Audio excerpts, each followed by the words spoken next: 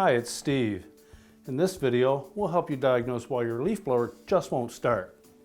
Before you start troubleshooting your leaf blower, don't forget to check for gas in the tank. Sometimes that can be overlooked.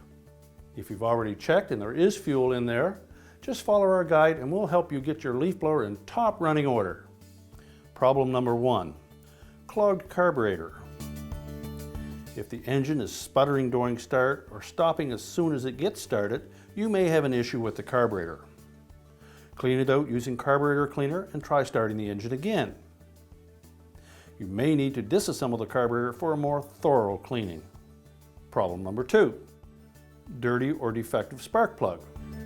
Clean the spark plug and test it using a spark plug tester. If it doesn't seem to be working properly or appears damaged, you'll need to replace it. Problem number 3, ignition coil. If you still don't get any spark after replacing the spark plug, you'll need to access the ignition coil and inspect it for any damage or wear.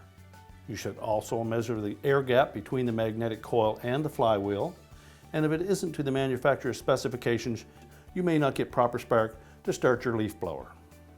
Problem number 4, damaged rewind spring. If the rewind spring is broken, the starter rope won't be able to recoil into the pulley. Inspect it for damage and replace it if necessary. Problem number 5, recoil starter pulley. If this is malfunctioning or broken, you won't be able to pull start the leaf blower. Inspect it for damage and repair or replace it if necessary. Problem number 6, clogged spark arrestor. Over time, the spark arrestor can get clogged up with soot. Give it a thorough cleaning, and if it's too gunked up to get it really clean, you'll need to replace it.